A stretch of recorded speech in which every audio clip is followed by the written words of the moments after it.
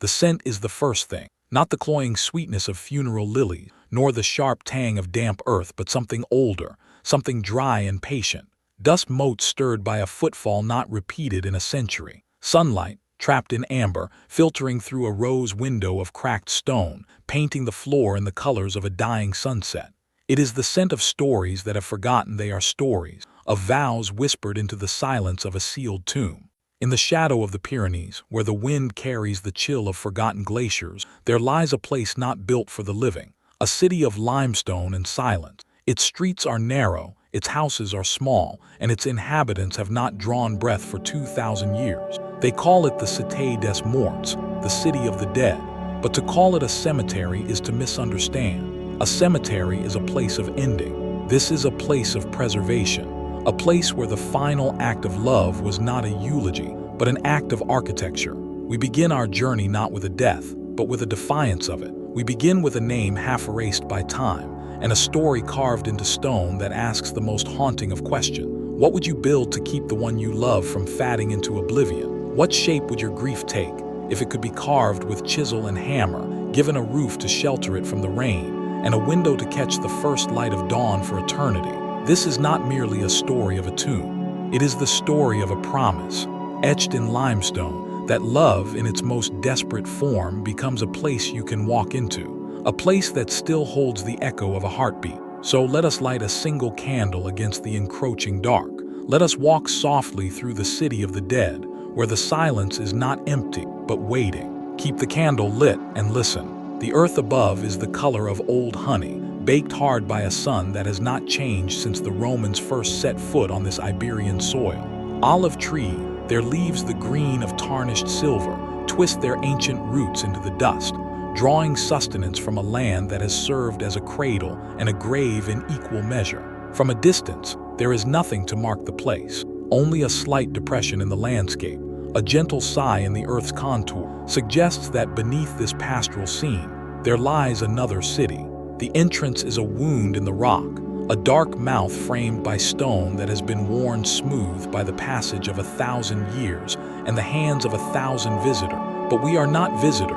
We are pilgrims descending. The air changes immediately. The dry, baking heat of the Andalusian afternoon is stripped away, replaced by a coolness that feels less like shade and more like the touch of something ancient. It is a coolness that settles into the bones, a quieting of the blood. The sound of the outside world, the distant bleating of a goat, the whisper of wind through grass, fades to nothing, replaced by a profound and absolute silence. This is the first lesson of the Cité des Morts. Silence is not the absence of sound. It is a presence. It has texture. It has weight. We descend a narrow staircase, cut directly into the living bedrock. Our footsteps, once so casual on the surface, become deliberate, reverent. Each step echoes not with a sharp report, but with a soft, dusty thud, as if the stone itself is absorbing the sound, swallowing it whole. The light from the entrance shrinks to a pinprick behind us, a star we are leaving behind. Ahead, there is only darkness, and the promise of that first, flickering light we carry with us. And then the passage opens. We stand in a chamber carved from the heart of the hill. The walls are not the rough-hewn rock of a cave. They are smooth, almost polished, bearing the unmistakable marks of human intention. Niches like shelves in a library line the walls. They are loculi, the Romans called them, small compartments designed to receive the ashes of the dead. But they are empty, their occupants long since returned to the elements from which they came. What remains is the architecture of their memory. This is the necropolis of Carmona, a city of the dead built during the time of Augustus, when Rome's reach extended to the edge of the known world. The wealthy families of the Roman colony of Hispales, the Seville of today, did not simply bury their dead. They built them homes. They carved out chambers, vestibules, and corridors, replicating the layout of a Roman domus, a house. Here there is a triclinium, a dining room where the living would hold feasts in honor of the departed, sharing a meal with those who could no longer eat. There is an atrium, a central courtyard, with a hole carved into the rock above to let in the rain, just as it would in a home for the living. The dead, it seems, were not gone. They had simply moved. We walk deeper, the candlelight dancing across the stone, casting shadows that seem to move of their own accord. The air is still, but it is not stale. It carries the faint mineral scent of limestone, a scent that speaks of water that flowed here perhaps when these chambers were first hewn from the earth 2,000 years ago. It is the scent of patience. We pass an archway and the camera of our mind pauses. On the wall, carved in shallow relief, is a figure. A man, perhaps, or a woman, their features blurred by the erosion of time. But the hand they hold is clear, the fingers intertwined with another's, a clasp that has not been loosened in 2 millennia. The question hangs in the silent air, heavier than the stone above us. Was this a place of mourning, or was it a place of denial? A desperate act of architecture designed to pretend that the natural order of things, that life ends, that bodies decay, that memories fade, could be circumvented with hammer and chisel. The Romans were practical. They built roads, aqueducts, and an empire that spanned continents. But here, in this quiet chamber, they were not practical. They were poetic. They were afraid. They were in love. They built these chambers not because they believed the dead were present in a physical sense. They built them because the living needed a place to go, a place to sit in the silence, to speak the name aloud, to lay a hand on the cold stone that stood in for a warm cheek. These cities of the dead are not for the occupants of the niches. They are for the survivors. They are maps of grief, etched into the earth, allowing the bereaved to navigate a landscape that has been irrevocably altered by loss. We stop at the threshold of another chamber, the largest yet. The ceiling is vaulted, a feat of engineering even in stone. In the center of the floor, a square of light, a paler gray than the surrounding rock, marks the spot where a shaft to the surface once allowed the light of the sun to enter. For a few hours each day, a beam of light would cut through the darkness, illuminating a stone bier where a body once lay. It was a daily reassurance, a signal that the world above continued to turn, that the sun still rose, and that perhaps, in some way, the one who lay in that beam of light was not entirely lost to the darkness. We touch the wall. It is cold, yes, but it is not the cold of a grave. It is the cold of a cellar, of a place meant to store wine and preserve food. It is a functional cold. The builders of this place were not thinking of decay. They were thinking of preservation. They were building a house for a memory, and they built it to last. They used the very bones of the earth, the bedrock upon which their world rested, to construct a shelter against the most relentless force of all, forgetting. And so we begin our walk through these silent cities, not with the weight of death on our shoulders, but with the echo of a question. What did it mean to them to carve this space? Was it sorrow, or was it hope? As we leave this chamber, passing back into the corridor where the shadows wait, we carry that question. The candle flickers, casting our own shadow, vast and distorted, against the wall. For a moment, we seem to be one of them. A mourner, perhaps, coming to sit in the silence, keep a promise made long ago. The stone does not judge, it only remembers, and in its silent, patient way, it waits for us to understand. The wind carries us from the limestone hills of Spain, across the Tyrrhenian Sea, to the plains of Lazio. The geography changes, but the impulse remained. Here, in the region the Romans would later claim as their heartland, an older civilization held sway. A people who spoke a language that remains largely undeciphered, who worshipped kings whose names we have forgotten, and who built cities for their dead that dwarfed the settlements of the living. This is the land of the Etruscan, and their tombs are not chambers carved into a hillside. They are cities. Entire mounds or tumuli rise from the earth like sleeping giants, covered in grass and wildflowers. From the outside, they are indistinguishable from the natural topography, but within, they contain a world. We descend into the Banditaxia necropolis at Servitor. The entrance to a tumulus is a long, stone-lined corridor, a dromos that slants downwards into the earth. The walls are cold and damp, beaded with moisture that seeps from the soil above. As we walk, the light from the entrance fades and the air grows heavy with the smell of earth and ancient stone. But as we emerge into the central chamber, the atmosphere shifts dramatically. We are not in a tomb, we are in a home. The Etruscans did not view death as an end, but as a transition. The afterlife for them was not a shadowy underworld of regret, but a continuation of the vibrant, joyful existence they had known in life. And so, they built their tombs to mirror that life. Here, in the tomb of the shields and chairs, the rock is carved to resemble the interior of a noble Etruscan house. Stone couches line the walls, their backs carved with the soft impression of cushions and pillow, inviting the deceased to recline for eternity.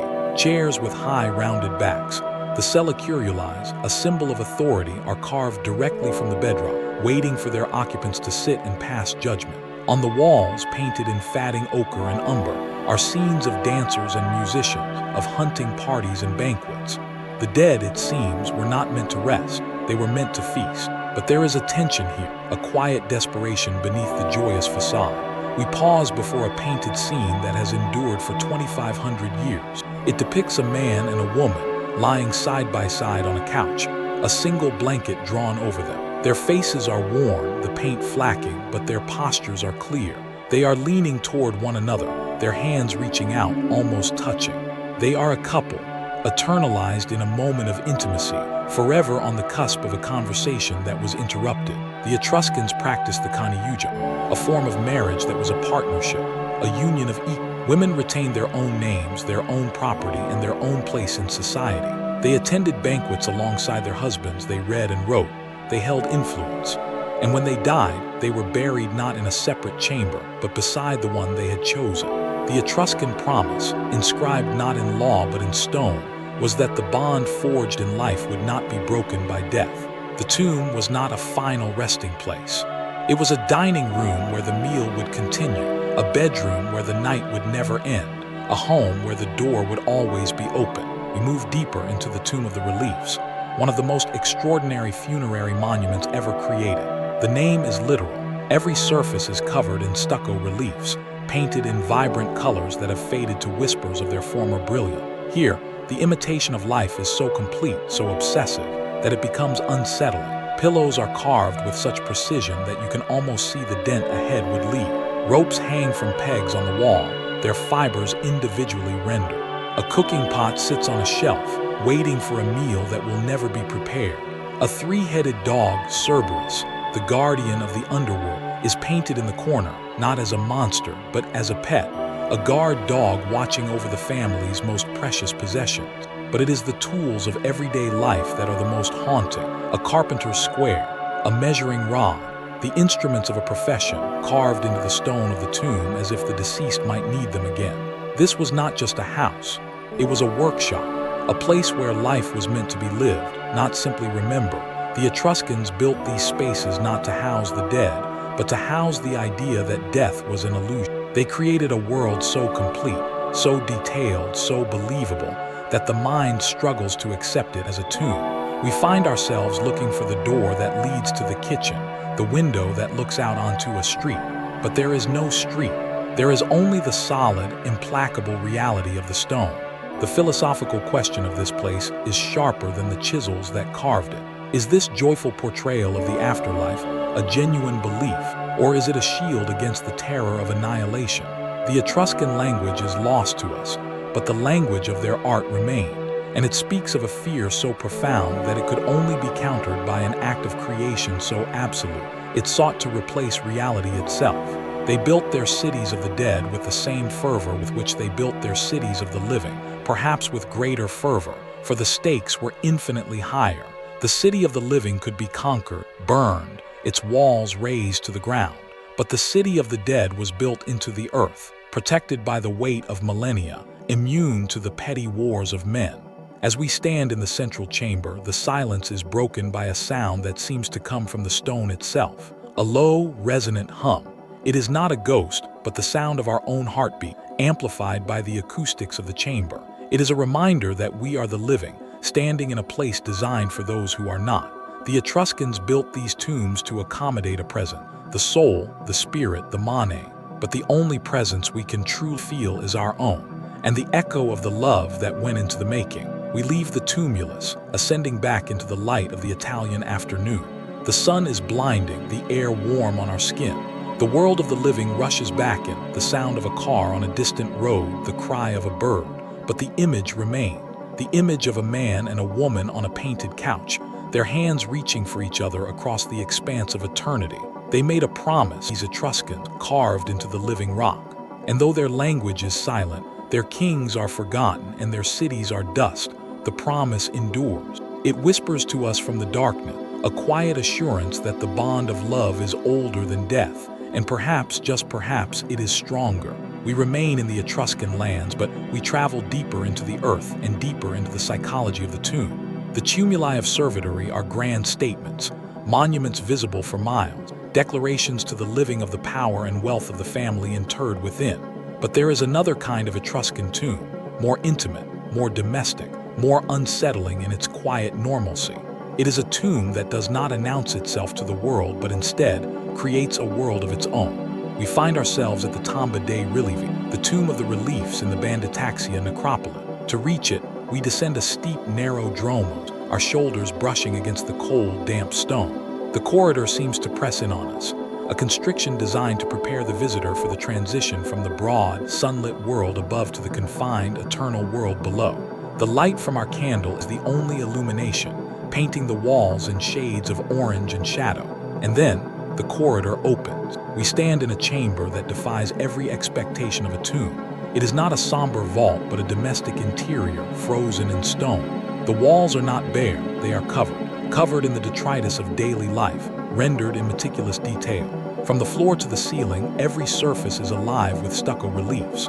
Pillows, soft and inviting, are carved into the stone cushions. A shield hangs on a wall, its leather straps rendered with such accuracy that they seem to flex in the flickering light. A helmet, a greave, a pair of sandals, all the accoutrements of an Etruscan warrior, are present, as if their owner has simply stepped out for a moment and will soon return to claim them. But it is the domestic objects that catch our breath. A rope, coiled neatly, hangs from a peg. A walking stick leans in a corner. A set of cooking utensils, a ladle, a pot, a tripod for suspending a cauldron over a fire, are arrayed on a shelf as if waiting for the evening meal to be prepared. The attention to detail is obsessive, almost pathological. This was not a symbolic gesture. It was an act of archaeological preservation performed in reverse. The builders of this tomb were not uncovering the past. They were creating a future. They were building a home for a soul that they believed would need its familiar things. The centerpiece of the tomb is a pillar carved to resemble a doorpost, and on it, carved in high relief, is the figure of Cerberus. But this is not the ferocious guardian of Greek myth, a monster to be feared and placated. This is a watchful hound, his three heads alert, his body's muscular, his paws planted firmly on the stone. He is the guardian of the house, the dog that lies by the fire, waiting for his master's return. He is not a symbol of death. He is a symbol of loyalty, of protection, of the unbroken bond between the family and the home that shelters. The Etruscan belief in the afterlife was not a vague hope for a distant paradise. It was a concrete domestic expectation. The dead did not ascend to some ethereal realm. They remained, in a sense, at home. The tomb was their house and they were its inhabitants, needing the same comforts, the same tools, the same familiar surroundings that had defined their lives. The reliefs in this tomb are not decorations. They are provisions. They are the furniture of eternity. We walk the perimeter of the chamber, our eyes tracing the contour of the carved stone. Our fingers, if we dare to touch, find the cold, smooth surface, the sharp edges of the stucco that have not softened in 2 millennia. We see a small, low table, its legs carved with feline paws. On it, a series of small, round objects, loaves of bread, food for a feast that will never spoil. And beside the table, a chair with a high, rounded back, waiting for its occupant to sit. Who was this person? We do not know their name. The Etruscan language, written in an alphabet derived from Greek, has left us only fragments. We cannot read the stories they told themselves, the prayers they whispered, the love letters they exchanged. But we can read this room, and the room tells us a story of a person who was loved so deeply that those left behind could not bear the thought of them in a cold, empty vault. They built them a house, they furnished it, they gave it a guardian, and then they sealed it, leaving the occupant to their eternal domesticity. The question that hangs in the air of this chamber is a question of projection. Were these comforts for the dead or for the living? Was the act of carving a pillow into the stone a gift to the deceased? Or was it a therapy for the mourner, a way to channel the raw, unmanageable grief of loss into the manageable, finite task of carving? When we lose someone we love, the world loses its shape.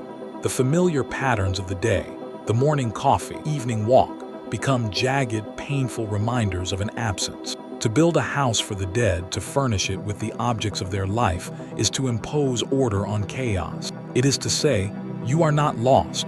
You are here. You have a place. The world still has a shape and you are still a part of it. This is the hidden purpose of the Silent City. It is an architectural answer to an existential question. It is a fortress built against the erosion of memory. The Romans, the Etruscans, the Greeks before them, They all understood that the body decays, the bones turn to dust, the name is eventually forgotten. But a house carved into the living rock, a house with a roof and walls and a chair where the beloved used to sit, that is a different matter. That is a permanent place in the geography of the world. That is a refusal to let go. We stand in the center of the chamber, and the silence is so profound that we can hear the faint, high-pitched ringing of our own ear, the sound of the nervous system trying to fill the void. The candle flame is steady, the air in this sealed chamber so still that it does not even flicker. We are suspended in a moment that has lasted for 2,500 years. The Etruscan who built this house is long gone, as is the person for whom it was built. Their names, their stories, their joys and sorrows are dust. But the house remained. The house remains, and in its careful, patient detail, it still speaks of love. It speaks of a love that was so powerful, so consuming, that it could not be contained by a simple grave. It required a home. It required eternity. The wind shifts, carrying us north and west across the Alps, through the heart of medieval France, until we arrive at the banks of the Seine.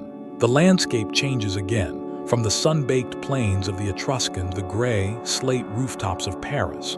But we are not here for the city of lights. We are here for what lies beneath it. The catacombs of Paris are not a single tomb, but a network of ancient quarries, hollowed out over centuries to provide the limestone for the city above. In the late 18th century, as the cemeteries of Paris overflowed with the dead, victims of plague, of famine, of the guillotine, the decision was made to transfer the remains to these abandoned tunnels. Over the course of a decade, the bones of 6 million Parisians were transported in nighttime processions, accompanied by priests chanting the office of the dead. They were arranged in the tunnels not as a chaotic jumble, but as a macabre work of art. Femurs and tibias were stacked in neat, geometric pattern. Skulls were arranged in heart-shaped formations, or set in rows that seemed to stretch into infinity. This is a city of the dead unlike any other. There are no individual chambers here, no personalized niches, no carved reliefs of family life. This is a city of anonymity, a democracy of death where the rich and the poor, the noble and the commoner, the saint and the sinner, all rest together in a silence that is absolute. But within this vast ossuary, a story persists. A story whispered by the guides, half remembered by the tourists who venture to the dark. A story that clings to the damp walls like a stubborn stain. It is the story of the Pale Lady. We descend the narrow, spiral staircase.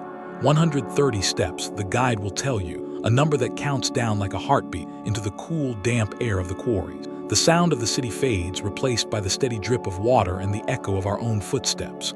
The walls are rough-hewn, marked with the pickaxes of the Roman miners who first cut this stone 2,000 years ago. And then we pass through a low doorway carved with a warning, a rare.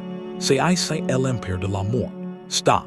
This is the empire of death. The tunnels open into vast chambers and the bones are everywhere. They line the walls, forming a macabre architecture of their own. The air is cool and heavy, carrying the faint mineral scent of limestone and something else. Something older and more elusive, the scent of time itself. Our candlelight reflects off the polished surfaces of the skulls, creating flickering shadows that seem to move, to dance, to whisper. It is here, in these silent corridors, that the legend of the Pale Lady was born. The story, as it is told, begins not with death, but with a desperate attempt to escape it. The year is 1793. The reign of terror grips Paris. The guillotine falls with a rhythm that becomes the city's heartbeat. Among the thousands condemned to die is a young man, an artist perhaps, or a poet. The details shift with each telling. His crime, a sympathy for the old ways, a refusal to swear allegiance to the new order.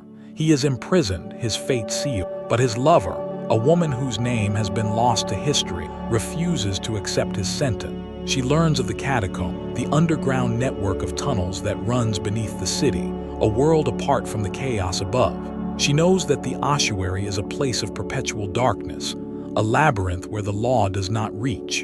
And so, on the night before his execution, she makes her way through the tunnel, guided by a single lantern, navigating the pitch-black corridors, stepping over bones that have been there for centuries. She finds his cell, or perhaps she finds the tumbril that carries the condemned to the scaffold. Again, the details are lost, but she reaches him. Together, they descend into the catacomb. For weeks, perhaps months, they survive in the darkness. He is a fugitive from the guillotine. She is his only link to the world above. She brings him food, water, news. They live among the dead, the bones of 6 million Parisians their only companion. They make a home in a small chamber, far from the entrance, a space that becomes their sanctuary. They whisper their love to each other in the dark, a love that defies the terror that rages above. But the terror could not last forever. The revolution devours its own, and the madness eventually subsides. The artist, if that is what he was, is eventually granted a pardon. The danger passes. They are free to leave the catacombs, to return to the world above, to build a life in the sunlight. But she does not leave. The legend says that when the moment came to emerge from the darkness, she had spent too long in the empire of the dead. The light, she said, was too bright. The noise of the city was too loud. The world above had become a foreign country. She had become a creature of the catacomb. Her skin, once fair, had become pale, translucent, the skin of one who had not seen the sun in months. She had become the Pale Lady. She retreated back into the tunnels, back into the darkness, and was never seen again. Or so the story goes. Visitors to the catacombs still speak of seeing her, a figure glimpsed at the edge of the light disappearing around a corner, a woman in white moving silently through the bone-lined corridor. Some say she still searches for her lover, lost in the labyrinth, unable to find the way out. Others say she waits for him, a sentinel of devotion, guarding a love that proved stronger than the terror, stronger than death itself. We walk through the tunnels, and the story seems to seep from the walls. The bones are silent, but the legend gives them a voice. It is a story of love not as a monument of stone, but as a choice. The Pale Lady chose to live among the dead rather than live without the one she loved. Her devotion carved no chamber, left no inscription, but her presence, few believe, still haunts these corridors. She is a reminder that the cities of the dead are not always built by architects and masons. Sometimes they are built by the desperate, the grieving, the ones who cannot bear to say goodbye. And sometimes they choose to stay. We pause at a small niche, a place where the bones have been arranged into the shape of a heart, a Victorian addition perhaps, a romantic touch in this empire of death.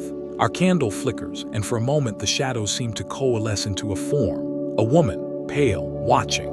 And then the flame steadies, the shadows retreat, and we are alone again with the bone. But the story remains, clinging to us as we ascend back into the light, a whisper of a love that found its home in the dark. The wind carries us now not across a continent through time. We leave the damp darkness of the Paris catacombs and arrive in the fog-shrouded streets of Victorian London. The year is 1880. The city is a labyrinth of industry and empire, its streets choked with horse-drawn carriages and coal smoke, its river a sluggish artery of commerce and sewer. But within this bustling metropolis, there is a quiet revolution taking place, a revolution in the way the living remembered the dead. This is the age of the antiquarian. Men and women, driven by a new kind of curiosity, began to venture out into the countryside, not to hunt or to map, but to document. They recorded the old stories, the fatting folklore, the ancient burial mounds that were being plowed under for farmland. They were cartographers of a different kind. They mapped the geography of memory. One figure stands out among them, a man whose name is carved into the annals of archaeology, though his work was as much about poetry as it was about science. His name was Augustus Petrivers, and he was a soldier, an ethnologist, and an archaeologist of obsessive precision. He did not simply dig up the past. He cataloged it, measured it, photographed it. He believed that the smallest detail, a shard of pottery, a rusted nail, a carved bone, could tell a story that was more truthful than the grandest history book. He was, in his way, a builder of cities for the dead, not with stone and mortar, but with paper and ink. But Petrivers was a man of the scientific age, and his interest in the dead was taxonomic, analytical. The true cartographers of the soul in Victorian England were the folklorists, the collectors of ghost story, the men and women who traveled to remote villages to record the legends that had been passed down for generations, legends of the silent city, the Cité des Morts, the places where the boundary between the living and the dead grew thin. We find ourselves in a dimly lit study, its walls lined with books, its air heavy with the scent of old paper and beeswax. A man sits at a desk, his pen scratching across a page. His name is not important. He is a composite of many. He is the Victorian antiquarian, the keeper of stories that the modern world is leaving behind. He has just returned from a journey to the West Country, to a village where the old churchyard is said to be a gateway to the underworld. He has spoken with the old women, the ones who still remember the old ways, and he has written down their words, trying to capture the cadence of their speech, the weight of their belief. He writes of a stone circle, a prehistoric monument that the locals call the Dance of the Dead. On certain nights, they say, the stones come alive. They move, they sway, they whisper, and in the center of the circle, the dead rise from their ancient graves and perform a dance that has no end. It is a story, of course, a piece of folklore, a remnant of a pagan past. But to the antiquarian, it is more than a story. It is a window into the human mind, a testament to the enduring need to believe that the dead are not gone, that they still have a place in the world, even if it is only in the stories we tell. His pen scratches on. He records another tale, this one from the Highlands of Scotland, the story of the fairy Knowe, a hill that is said to be hollow, containing a kingdom of the scythe, the fairy folk who are the spirits of the dead.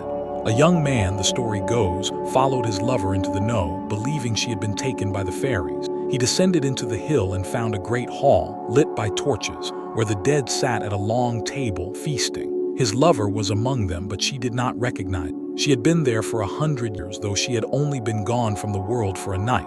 He called her name, and she looked at him, and for a moment, recognition flickered in her eyes. But then the torches went out, the hall vanished, and he found himself standing alone on the hillside, the grass cold beneath his feet. He searched for the entrance for the rest of his life, but he never found it again. The antiquarian sets down his pen. He rubs his eyes, weary from the hours of work. The candle on his desk has burned down to a stub, casting long, distorted shadows across the room. He looks at the pages before him, the stories he has collected, the myths and legends of a people who believed that the dead were not buried but merely moved. He wonders in the quiet of his study what it is that drives us to create these stories. Is it a fear of the unknown, a longing for connection? Or is it something else, something more primal, the simple, stubborn refusal to accept that the ones we love are gone forever?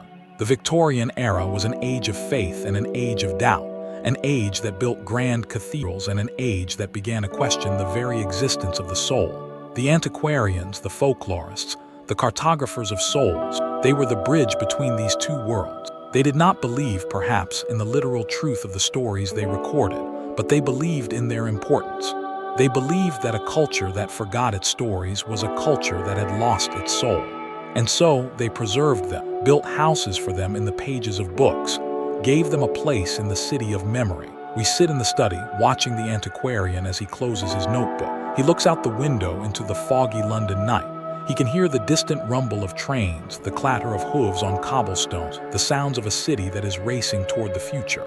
But in his hands, he holds the past. He holds the stories of the silent city, the tales of love that defied death, the legends of the pale lady and the fairy Knowe. He is a keeper, a guardian.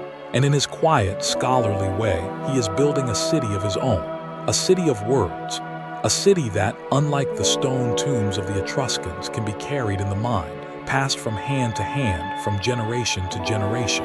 A city that, as long as there are eyes to read and ears to hear, will never be forgotten. We leave the fog of London behind and return to the Mediterranean, to a coast where the sun is a constant presence, bleaching the stone and silvering the sea. We travel to the ancient city of Tyre, in what is now Lebanon. Here, the Phoenicians, the great traders of the ancient world, built a city of purple dye and glass, a city whose wealth was legendary. And here, in the necropolis that lies outside the city walls, we find a tomb unlike any other. It is not grand. It is not the elaborate tumulus of an Etruscan noble, nor the sprawling catacomb of a Roman family. It is a simple chamber carved into the coastal rock, its entrance facing the sea. The walls are rough, unadorned, save for a single inscription, carved into the stone above the niche where the sarcophagus once rested. The letters are Greek, the common language of the Eastern Mediterranean in the Roman period. They are worn, weathered by salt air and centuries of rain, but they are still legible, and they speak a truth that no amount of erosion can erase. The inscription reads, Antiochus to Zosan, the sweetest, in memoriam. That is all. No titles, no grand claims, no invocation of kings or hopes for an afterlife, just a name. A man named Antiochus and a woman named Zosan, and a single word, gamma lambda upsilon kappa upsilon tau alpha tau letter 1 fc, the sweet. It is a word of intimacy, of tenderness, a word that belongs not to the public sphere of monuments and inscriptions, but to the private world of a shared bed, a shared life, a shared heart. We stand before this stone, and the weight of the centuries seems to press down on it. This is not the architecture of a city.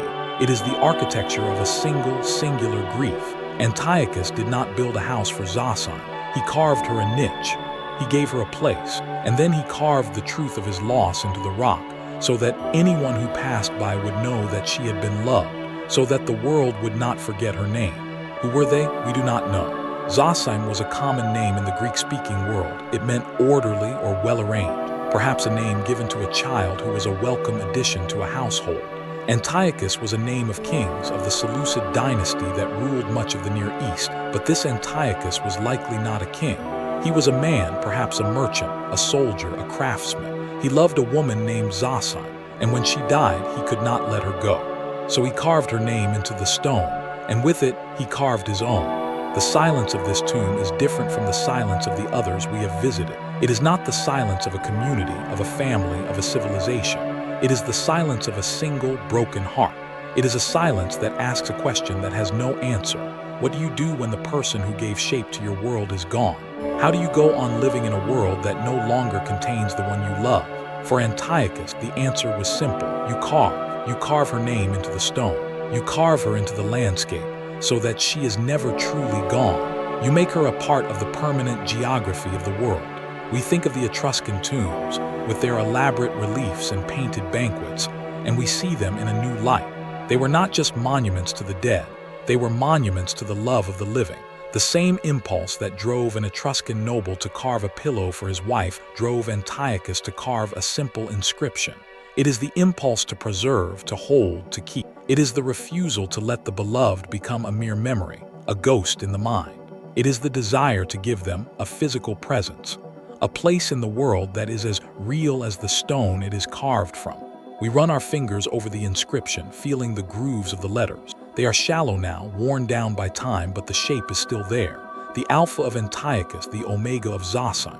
They are letters that have not been read by human eyes for perhaps 1,000 years, but they are still there, waiting for someone to come and say the name aloud, to give it voice, to keep the promise that Antiochus made 2,000 years ago, that his Zosan would not be forgotten. We speak it now in the silence of the tomb. Zosan. The sound is soft, barely more than a breath, but it seems to fill the chamber. It echoes off the stone walls, a sound that has not been heard since the last mourner left this place, perhaps Antiochus himself, walking back into the sunlight, leaving his love in her niche, facing the sea. Zosan. The name hangs in the air, a moment of recognition, a moment of resurrection.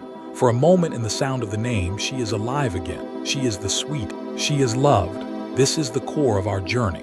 This is the reason we walk through these silent cities, these tombs and catacombs and necropolis. It is not for the architecture, though it is magnificent. It is not for the history, though it is profound. It is for the names, for the moments of human connection that have been preserved in stone, for the love that was so powerful, so necessary, that it demanded a monument, for Antiochus and Zosan, for the Etruscan couple on their painted couch, for the pale lady in the catacomb, for all the nameless dead who lie in the silent cities, waiting for someone to speak their names. We leave the tomb of Zosan, but we carry her name with us. It is a small thing, a single word carved into a weathered stone, but it is a reminder that every city of the dead, no matter how grand or how humble, is ultimately a collection of individuals. Each bone in the catacombs of Paris was once a person with a name, a life, a love. Each niche in the necropolis of Carmona once held the ashes of someone who was mourned, who was missed, who was loved. And in the end, the only monument that truly matters is the one that preserves the name. For a name, spoken with love, is the only thing that can call the dead back from the silence, if only for a moment. The wind carries us forward again, into the 19th century, an age that built monuments to the dead on a scale not seen since the time of the pharaoh. We arrive in London, but not the London of fog and gaslight. This is the London of Highgate Cemetery, a sprawling city of the dead that rises on a hill north of the city center. It is a place of Gothic revival architecture, of Egyptian-inspired pylon, of angels weeping into stone handkerchiefs. It is a place where the Victorian obsession with death, with mourning, with the elaborate performance of grief, found its most extravagant expression. We pass through the grand gates, our footsteps crunching on the gravel path. The cemetery is a labyrinth of narrow lane, overgrown with ivy and laurel, the stone monuments thrusting up through the vegetation like the ruins of a forgotten civilization. Here, the dead are not confined to simple niches or modest sarcophagi. They are housed in mausoleums the size of small houses, in vaults that are decorated with intricate carving, in tombs that are designed to look like Egyptian temples or medieval chapel. The architecture of absence, the Victorians called it, a way of making grief visible, tangible, monumental. We stop before the tomb of a wealthy merchant, its facade a riot of carved stone. A weeping willow, symbol of mourning, is carved above the door. A broken column, symbol of a life cut short, stands beside it. An angel, her face buried in her hands, kneels at the base of the monument, her stone wings folded. The tomb is not just a place of burial, it is a statement. It declares to the world that this man was important, that his death was a loss, that his family had the resources to ensure he would never be forgotten. But as we stand before this elaborate monument, a question arises. Is this truly an expression of love, or is it an expression of status? Is the grandeur of the tomb a reflection of the depth of the grief, or is it a reflection of the size of the bank account? The Victorians were masters of the public performance of emotion. They had strict rules for mourning dress, for mourning stationery, for the length of time one was expected to grieve. A grand tomb was not just a tribute to the dead, it was a signal to the living. It said, "We are a family of consequence. We are people of feeling. We honor our dead." We leave the merchant's tomb and walk deeper into the cemetery, past the Egyptian avenue, where rows of vaults are fronted by pylons decorated with scarabs and winged sun discs, a nod to the ancient Egyptian belief in the resurrection of the dead.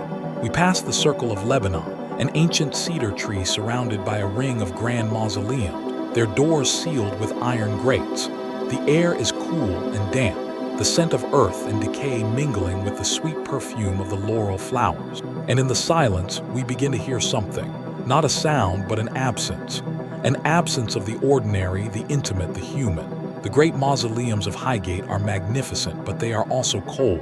They are built to impress, not to comfort. They are designed to be seen from the outside, not to be entered from within. They are monuments to the ego of the living, more than to the memory of the dead. We think of the Tomb of the Reliefs with its carved pillows and cooking pots, and we feel the difference. The Etruscans built a home for the dead, a place of comfort and familiarity. The Victorians built a stage. But perhaps this is unfair. Perhaps the grandiosity of the Victorian tomb is simply a different expression of the same impulse that drove Antiochus to carve Zosim's name into the stone. Grief, after all, takes many forms.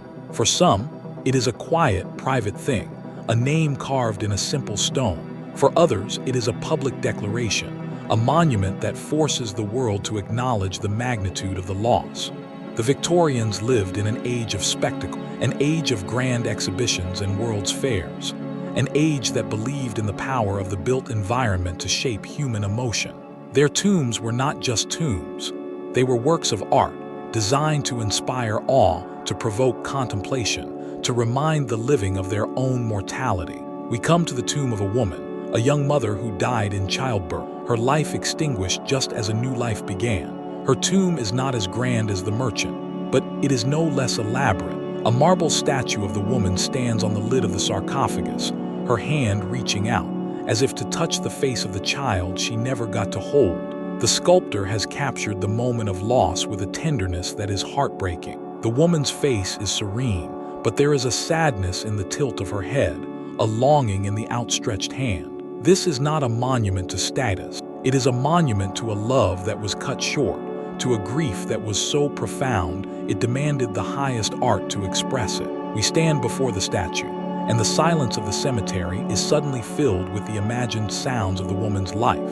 Her laughter, perhaps, the sound of her footsteps on the stairs, the whispered lullaby she might have sung to the child she never held. The Victorians built their cities of the dead not just to house the physical remains of the departed, but to create a space where the living could come to remember, to mourn, to feel the presence of the one they had lost. The grand mausoleums, the elaborate statues, the weeping angels. They were all part of a ritual, a way of giving shape to the formless pain of loss. And yet, as the sun begins to set, casting long shadows across the cemetery, feel a shift. The grand monuments, so impressive in the daylight, begin to seem oppressive. They are not houses for the dead.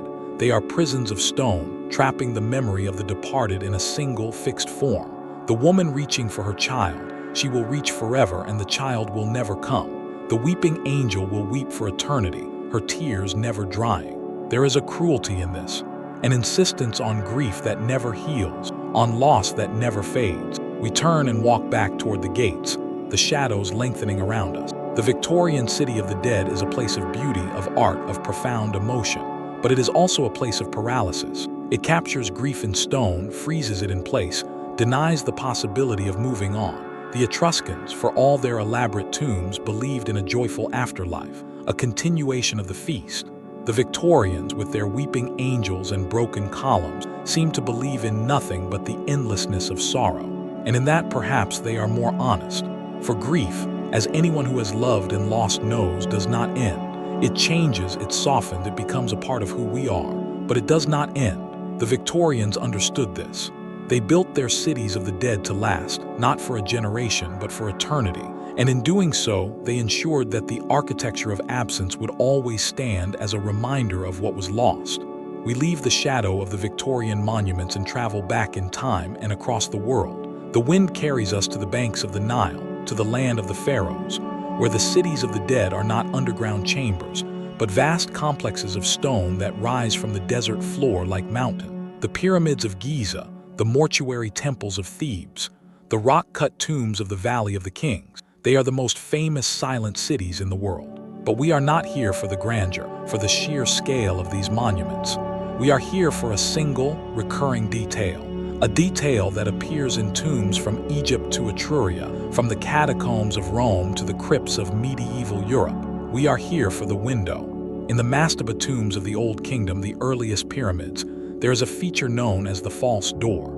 It is a stone slab, carved to resemble a doorway, set into the wall of the tomb chapel. It is not a real door, it does not open, but it is oriented to the east, toward the rising sun. Through this false door, the ancient Egyptians believed the Ka, the spirit of the deceased, could pass from the tomb into the world of the living, to receive the offerings of food and drink that were left for them. The door was a threshold, a point of connection between the realm of the dead and the realm of the living. And it faced the east, toward the dawn, toward the promise of rebirth. We find ourselves in a small, rock-cut tomb in the Valley of the Kings. It is not the tomb of a great pharaoh, but of a scribe, a man who spent his life recording the deeds of kings. The tomb is modest, its walls painted with scenes from the Book of the Dead, the funerary text that guided the soul through the underworld. But at the far end of the chamber, above the sarcophagus, there is a window, a square opening cut into the rock, facing east. Through this window, at dawn on the day of the winter solstice,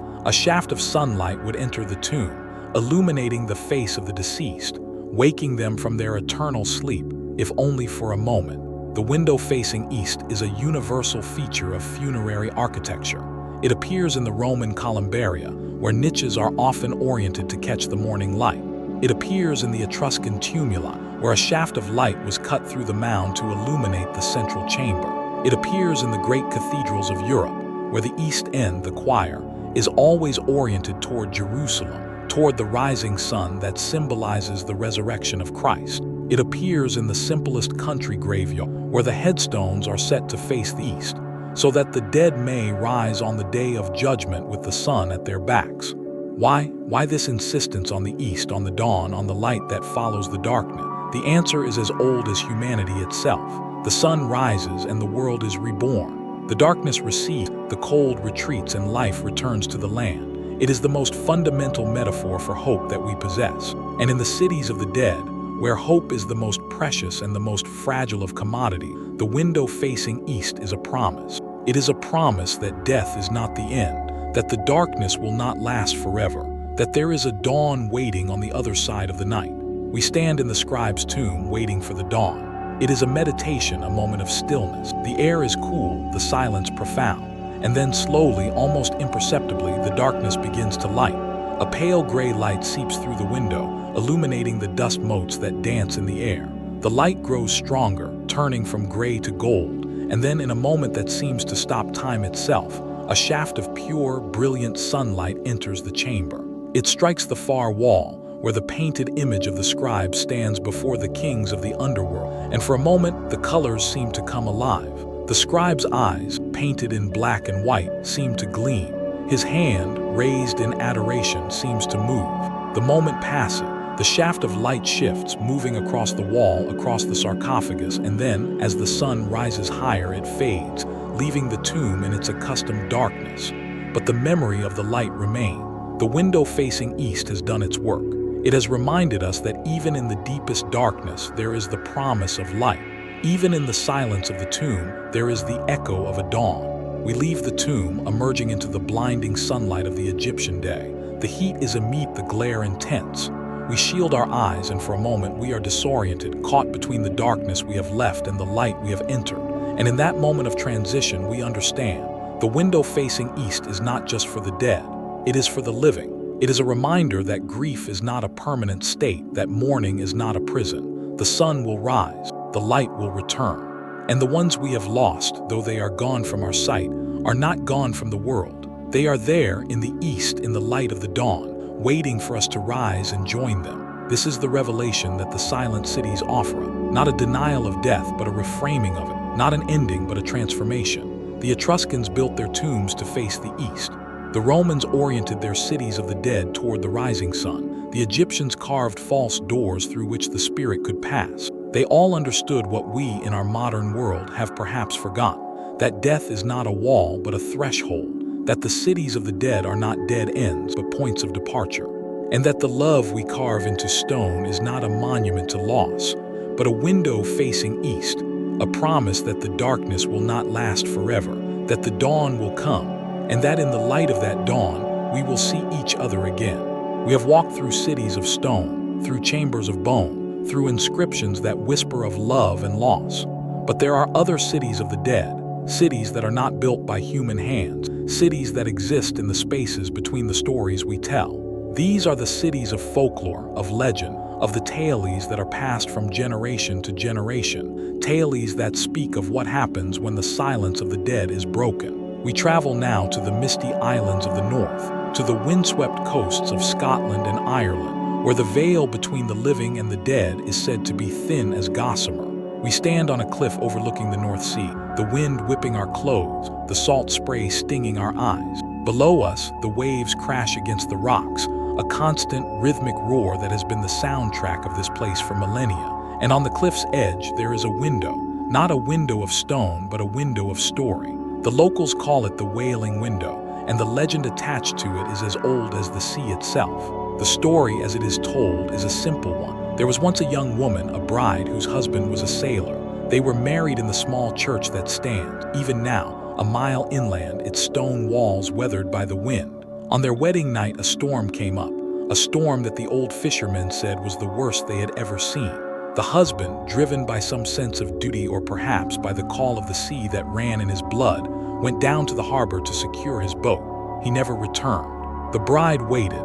She stood at the window of their cottage, the window that faced the sea, and she watched for his return. She watched through the night as the storm raged. She watched through the next day as the clouds cleared and the sea grew calm. She watched through the weeks that followed as the seasons changed from winter to spring. She watched and she waited, and she never stopped watching. She grew old at that window. Her hair turned white, her skin grew wrinkled, her eyes grew dim. But she never stopped watching for her sailor's return. And when she died, they say, she did not leave. Her spirit remained at the window, still watching, still waiting, still searching the horizon for the boat that will never come. And on stormy nights when the wind is high and the waves are rough, the people of the village say they can hear her. A wailing, a keening, a sound that is not the wind, but the voice of a woman who loved so deep she could not let go, even in death. We stand at the wailing window and the wind is high. The sound it makes as it whistles through the cracks in the stone is not a howl, but a cry. A high, thin, mournful sound that seems to carry a human voice within it. We listen, and for a moment we think we hear it. A woman's voice calling out across the sea, calling a name that the wind snatches away before we can hear it. And then the moment passes and there is only the wind and the waves and the silence that follows. The legend of the Wailing Window is one of countless stories that cluster around the boundaries between life and death. The Greeks had their stories of the Nekeda, the summoning of the dead from their tombs. The Celts had their tales of the scythe, the fairy folk who were the spirits of the departed.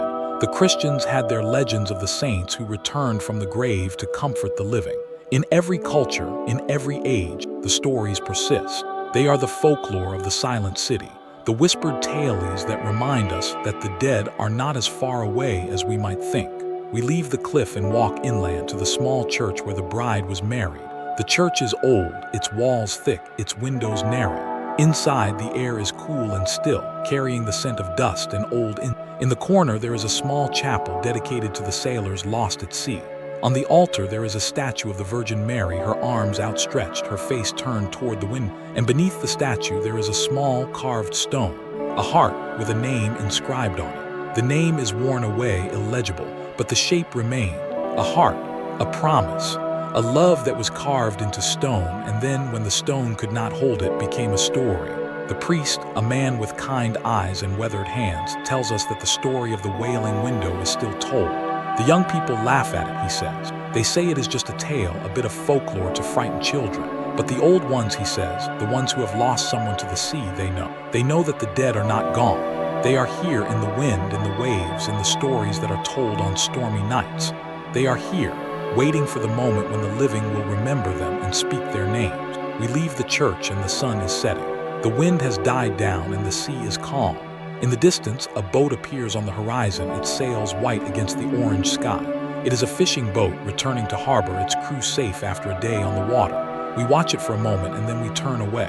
The Wailing Window is quiet. The wind does not speak tonight, but the story remains, a story of a love that was so strong, it refused to be bound by the limits of life and death. A story that, like the window facing east, points us toward the hope that the ones we love are never truly lost, that they are there on the horizon, waiting for us to see them. Our journey is coming to an end. We have walked through the silent cities of the dead, from the limestone hills of Spain to the bone-lined tunnels of Paris, from the painted tombs of the Etruscans to the grand mausoleums of Victorian London. We have stood before the inscription of Antiochus and Zosime, and we have listened to the wind at the Wailing Window. We have descended into darkness, and we have seen the light of the dawn through a window facing east. And now, it is time to ascend, to return to the world of the living, to the sunlight and the wind, to the life that continues as it always does after the morning is done. But before we leave, we must ask ourselves the question that has been with us since the beginning. What are these cities of the dead? Are they places of mourning or places of denial? Are they monuments to love or monuments to grief? Are they for the dead or for the living? The answer we have come to understand is that they are both, and neither. They are a paradox carved in stone. They are an attempt to hold onto something that cannot be held, to preserve something that must, by its very nature, change. The body decays. The memory fades. The name is forgotten. That is the way of the world. And yet we build, we carve, we write, we tell stories. We build cities for the dead, and in doing so, we build cities for ourselves. We create spaces where grief can be housed, where memory can be tended, where the love that we carry for the departed can be given a form, a shape, a place in the world. We stand now at the entrance to the necropolis of Carmona, the place where our journey began. The sun is setting, casting long shadows across the olive groves.